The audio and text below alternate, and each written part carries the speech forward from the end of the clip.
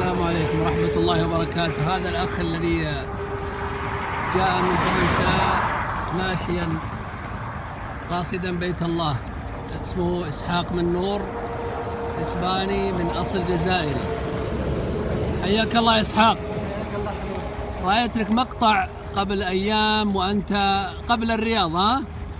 الآن رماح ممكن أي قريب رماح، نعم. الآن أنا وافقته على طريق الحجاز مكة، وقد بقي على حلبان تقريبا 65 كيلومتر.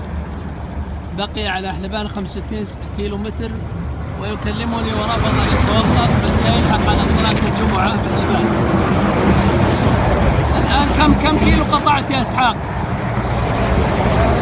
7250. 7250 مشيا من فرنسا على أوروبا، ألمانيا، ها؟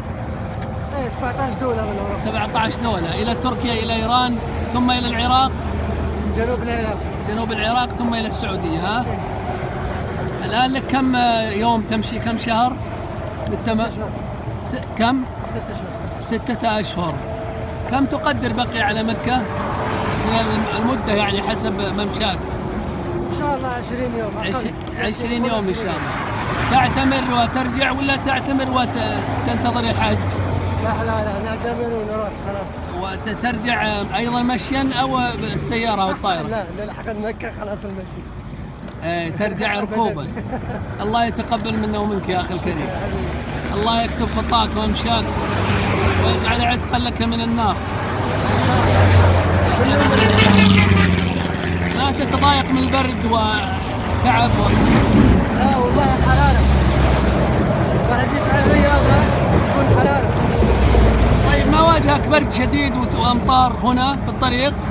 في السعودية لا، في فرنسا والنمسا مطر وثلوج.